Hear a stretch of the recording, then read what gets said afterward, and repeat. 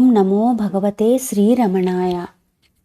జ్ఞాని జగత్తును చూస్తూ సమస్తానికి ఆధారంగా ఉన్న ఆత్మను చూస్తాడు. అజ్ఞాని జగత్తును, అందులోని సప్తస్పర్శాది ఇంద్రియ గోచరాలు అయిన విషయాలను చూస్తాడు, తెలుసుకుంటాడు. జగత్తును చూసినా చూడకపోయినా స్వస్వరూపమైన ఆత్మను అతను ఎరుగడు. ఉదాహరణకు సినిమా ప్రదర్శనలో తెరపైన కదలాడే బొమ్మల దృష్టాంతాన్ని చూడు. ఆట మొదలు కాకముందు మన ఎదుట ఉండేది ఏమిటి? ఒక్క తెర మాత్రమే. ఆ తెరపైనే సినిమా ఆట మొత్తం చూస్తాము. చూడడానికి ఆ బొమ్మలన్నీ నిజమైనవిగానే ఉంటాయి.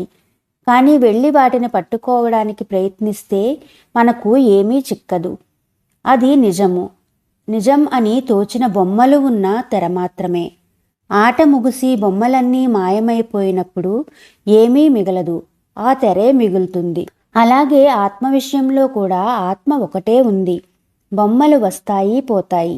మనం ఆత్మను పట్టుకొని ఉంటే చిత్రాలు గోచరించినందువలన వంచింపబడము. అప్పుడు చిత్రాలు కనిపించినా కనిపించకపోయినా తేడా ఉండదు.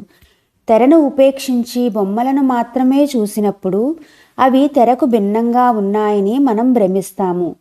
అలాగే అజ్ఞాని ఆత్మను ఉపేక్షించి జగత్తు సత్యమని భావిస్తాడు.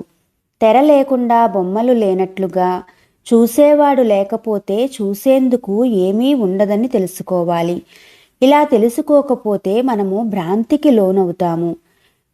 తెర మీద బొమ్మలు, ఆ బొమ్మలను చూడడం, ఇవన్నీ ఆత్మ మాత్రమే. చిత్రములతో కూడి ఆత్మ వ్యక్త రూపములో ఉంటుంది. చిత్రములను వీడి అదే ఆత్మ అవ్యక్త రూపంలో ఉంటుంది.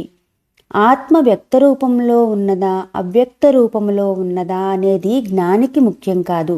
అతడు ఎప్పుడూ ఆత్మయే. జ్ఞాని క్రియాశీలుడుగా ఉండడం చూసి అజ్ఞాని భ్రమకు గురవుతాడు.